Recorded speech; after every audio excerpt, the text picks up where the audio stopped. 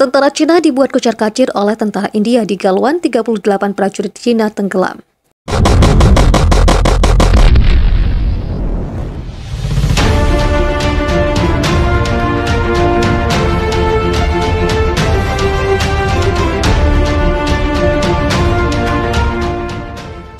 Laporan kekerasan Galwan di surat kabar Australia The Clarkson dikumpulkan oleh sekelompok peneliti media sosial yang mengklaim bahwa tentara Cina yang tenggelam di Sungai Galwan pada Juni 2020 mundur setelah bentrokan dengan pasukan India.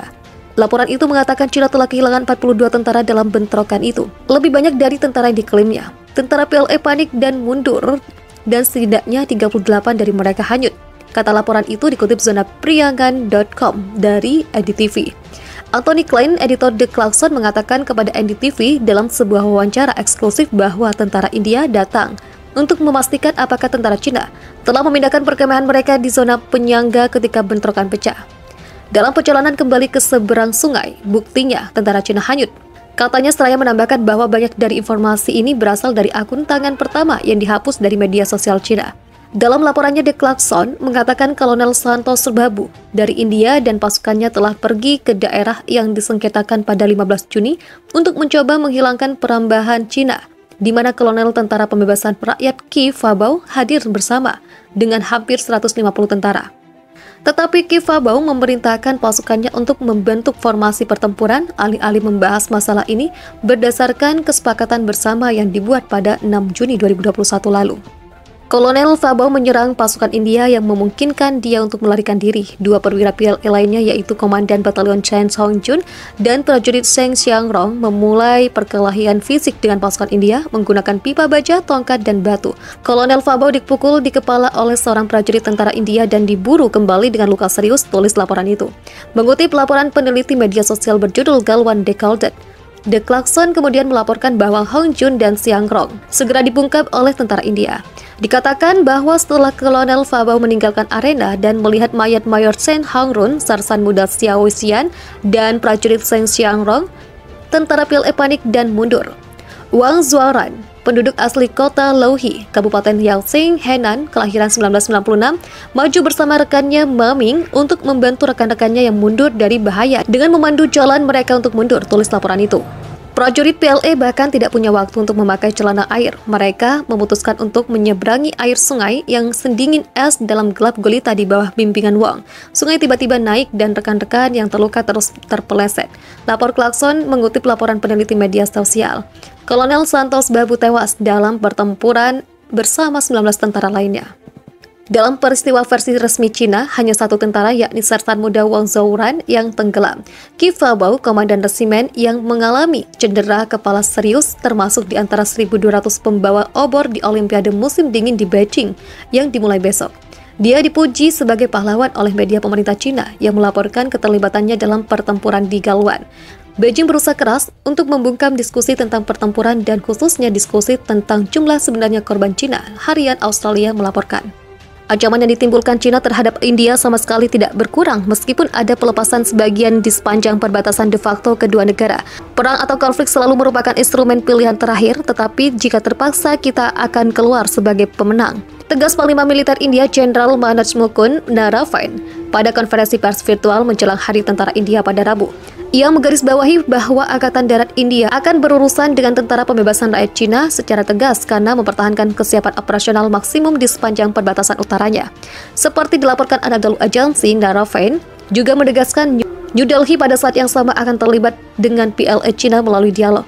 Dia mencatat bahwa militer India telah meningkatkan tingkat kekuatannya di wilayah tersebut sejak kebuntuan militer pada tahun 2020 dan ini akan berlanjut tahun ini juga. Kedua negara terlibat dalam pertarungan di sepanjang Line of Actual Control LAC, perbatasan de facto antara Cina dan India di wilayah yang disengketakan Ladakh di wilayah Himalaya, yang disengketakan Jammu dan Kashmir. Ketegangan melonjak pada Juni 2020-an setelah setidaknya 20 tentara India dan 4 tentara Cina tewas dalam bentrokan perbatasan di wilayah tersebut. Meskipun situasi tenang setelah beberapa putaran pembicaraan, kedua belah pihak belum mencapai resolusi dan telah meningkatkan penggerahan militer di sepanjang perbatasan.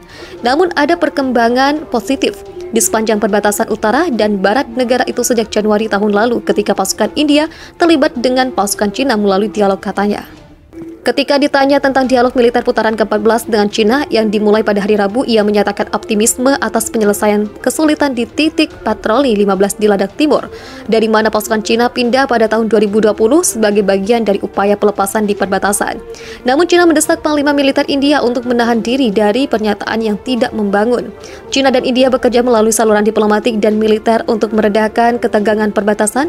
Kami berharap personel individu dari India akan menahan diri untuk tidak membuat pernyataan yang tidak konstruktif, ujar Wang Wenbin, juru bicara Kementerian Luar Negeri China, mengatakan pada konferensi pers di Beijing pada hari Kamis. Warga India itu masuk ke wilayah China melalui perbatasan yang disengketakan. Pengumuman pada Kamis ini disampaikan 1 pekan setelah Kementerian Pertahanan India mengatakan telah mengkontak China untuk menemukan dan memulangkan Miram Tarom. Remaja berusia 17 tahun itu dilaporkan ditangkap militer China setelah hilang di perbatasan antar dua negara. Seorang pejabat India, Kiran Rijiju, mengatakan Tarom telah diserahkan ke tentara India di pos perbatasan Arunachal Pradesh. Dalam pengumumannya, China tidak mengatakan yang dipulangkan adalah Tarom, tapi mereka memperingatkan India. Juru bicara Komando Teater Barat Tentara Pembebasan Rakyat PLA, Kolonel Leung Sau-hua, mengatakan beberapa hari yang lalu prajurit yang sedang berpatroli menemukan seorang warga India. Ia menambahkan usai militer China dan India berdiskusi setelah India meminta pencarian maka individu dipulangkan. India dan China kerap berselisih mengenai perbatasan di wilayah Himalaya. Beijing mengklaim seluruh wilayah Arunachal Pradesh sebagai bagian dari wilayah Tibet. Pada tahun 2020 terjadi bentrokan antara tentara India dan China di Lembah Galwan. Sebanyak 20 tentara India dan 4 tentara China tewas dalam peristiwa tersebut. Beberapa tahun terakhir sejumlah warga India hilang di perbatasan.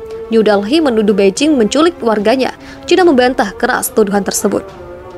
India mengungkapkan keprihatinan kepada China atas penumpukan militer di seberang Ladakh Timur.